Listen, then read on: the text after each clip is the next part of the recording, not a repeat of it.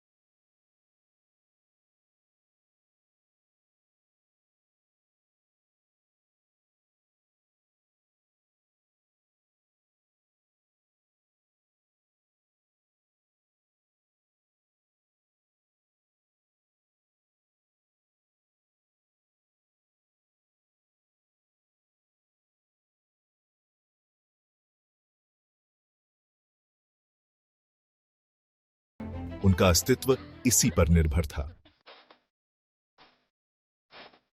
दिन हफ्तों में बदल गए। बेरहम ठंड ने अपनी पकड़ मजबूत कर ली। भूख उनके पेट को कुतर रही थी, एक निरंतर कष्टदायक दर। सावधानीपूर्वक विभाजित और उपभोग किए गए अल्प राशन समाप्त हो गए थे। बचे लोगों को एक भयावह सच्चाई का सामना करना पड़ा। जीने के लिए उन्हें खाना पड़ेगा, लेकिन खाने के लिए कुछ नहीं बचा था। ठंड के तापमान से सुरक्षित उनके दोस्तों और साथियों के शरीर उनके लिए जीविका का एकमात्र स्रोत बन गए। यह हकीकत में निराशा से पैदा हुआ एक फैसला था, एक ऐसा विकल्प जिसने हर मानवीय प्रवृत्ति को चुनौती दी। यह कृत्य अपने आप में क्रूर, आदिम था, जिसने उनकी आत्मा पर एक अमिट छाप छोड़ी। फिर भी यह भयानक समझौता बर्बरता का कार्य नहीं था, बल्कि उनके जीवित रहने की इच्छा का प्रमाण था। उन्होंने एक दूसरे से शपथ ली, जो मर गए वे जीवित लोगों को जीवन देंगे। यह एंडीज के क्रूसिबल में बनाया गया एक समझौता था, मानव आत्मा की अदम्य शक्ति का प्रमाण। अपने गिरे हुए साथियों का मांस खाना एक ऐसा फैसला था जो उनके अस्तित्व के हर रेशे के खिलाफ था। यह एक अंधेरे रसातल में उतरना था, मानवता के सार का उल्लंघन था। अपराध बोध और घृणा ने उन्हें कुतर दिया, उनकी पहले से ही नाजुक मानसिक स्थिति को चकनाचूर करने की धमकी दी। फिर भी उन्होंने अकल्पनीय को तर्कसंगत बनाने, विभाजित करने का एक तरीका खोज लिया।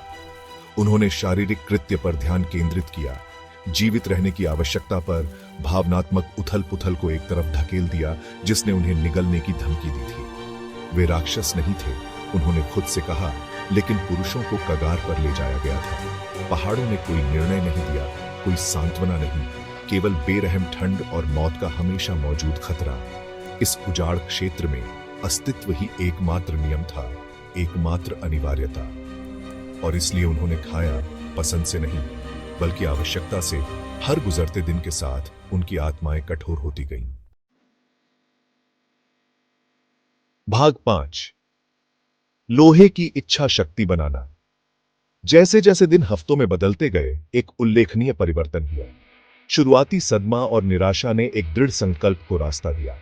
अब वे वही युवक नहीं रहे जो उस विमान में सवार हुए थे। एंडीज ने उन्हें कुछ अलग, कुछ अटूट बना दिया था। नेतृत्व रैंकों से उभरा। नंदो पेराडो, एक शांत, विनम्र छात्र, ने अपने भीतर शक्ति का एक स्रोत पाया, जीवित रहने का, अपने परिवार के पास लौटने का उनका दृढ़ संकल्प दूसरों के लिए आशा की किरण बन गया। रॉबर्टो कैनेसा, एक मेडिकल छात्र, ने अपने सीमित ज्ञान का उपयोग बीमारों और घायलों की देखभाल के लिए किया। वह उनका डॉक्टर, उनका विश्वास पात्र, अत्यधिक निराशा के सामने आराम का स्रोत बन गया। उनका साहस, उनका लचीलापन उन सभी के लिए प्रेरणा था। भाग 6, पहाड़ का आलिंगन। हर गुजरते दिन के साथ बचे हुए लोग कमजोर होते गए। भूख और एक्सपोजर से तबाह उनके शरीर अपनी सीमा के करीब थे, लेकिन विपरीत परिस्थितियों से तपे उनकी आत्माओं ने हार मानने से इनकार कर दिया। वे जानते थे कि उनकी एकमात्र आशा उनके अपने हाथों में है। पैराडो ने जीने की अदम्य इच्छा से प्रेरित होकर एक हताश जुआ खेलने का प्रस्ताव रखा। वह कैनेसा को अपने साथ लेकर बाहर निकलेगा और मदद मांगेगा। यह एक खतरनाक यात्रा थी। मीलों के विश्वासघाती बर्फ से ढके इलाके में एक ट्रैक। उनके पास बस एक अस्थायी बर्फ की कुल्हाड़ी और उनके कपड़े थे। वे अज्ञात में निकल पड़े। पहाड़ बड़े बड़े दिखाई दे रहे थे। उनकी बर्फीली चोटियां उनके आसपास की कठोर प्रकृति का प्रमाण थी। लेकिन पैराडो और कैनेसा आगे बढ़ते रहे। उनका हर कदम आशा की एक झिलमिलाहट से भर गया। भाग 7, कगार से परे। यात्रा दर्द, थकावट और सुंदरता के फ्लीटिंग क्षणों का धुंधलापन थी। उन्होंने विश्वासघाती दरारों को पार किया। उनकी सांस पतली हवा में बर्फीले धुएं के गुबार बना रही थी।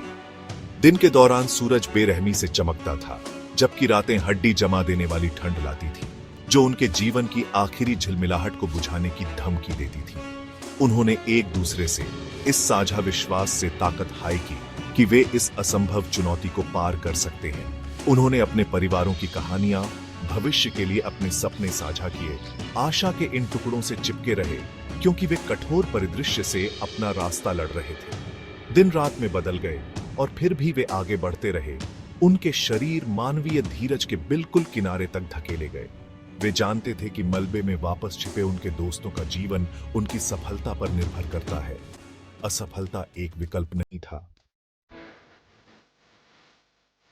भाग 8, साहस की गूंज। 10 भीषण दिनों के बाद क्षितिज पर एक दृश्य उभरा जिससे उनकी आंखों में आंसू आ गए। एंडीज में ऊंचा अपने झुंड की देखभाल करने वाला एक अकेला घुड़सवार उनके उद्धार का प्रकाश स्तंभ बन गया। पैराडो थकावट से उसकी आवाज भारी हो गई। पुकारने में कामयाब रहा। उसके शब्द हवा में बह गए। घुड़सवार शुरू में संशय में ध्यान से सुनता रहा, क्योंकि उन्होंने अपने कष्टों का वर्णन किया। उसने उन्हें भोजन और आश्रय की पेशकश की। अधिकारियों को नीचे शब्द भेजा। जल्द ही हेलीकॉप्टर रवाना कर दिए गए। उनके रोटर पहाड़ों से गूंजने वाली आशा की एक सिम्फनी थी। दुनिया ने विस्मय में देखा, क्योंकि बचे हुए लोग, उनके चेहरे दुबले थे, लेकिन उनकी आत्माएं अटूट थी। मलबे से निकले उन्होंने अकल्पनीय कठिनाई के 72 दिन सहे थे। मानव आत्मा की अदम्य इच्छा का प्रमाण। भाग 9, मानव आत्मा का प्रमाण। एंडीज का चमत्कार, जैसा कि इसे जाना जाने लगा, सिर्फ अस्तित्व की कहानी से कहीं अधिक है। यह निराशा के सामने साहस की शक्ति का, भारी बाधाओं के सामने आशा का प्रमाण है। बचे लोगों की कहानी हमें प्रेरित करती रहती है, हमें याद दिलाती है कि सबसे अंधेरे समय में भी मानवीय भावना प्रतीत होता है कि दुर्गम चुनौतियों को पार कर सकती है। उनका कष्ट हमें एकता का महत्व, स्वयं में और एक दूसरे में अटूट विश्वास का महत्व सिखाता है। यह एक अनुस्मारक है कि जब सब कुछ खो जाता है, तब भी लड़ने, दृढ़ रहने, आशा को कभी नहीं छोड़ने का एक कारण होता है। एंडीज ने उनकी सीमाओं का परीक्षण किया होगा, लेकिन उन्होंने उस असाधारण ताकत का भी खुलासा किया जो हम सभी के भीतर है।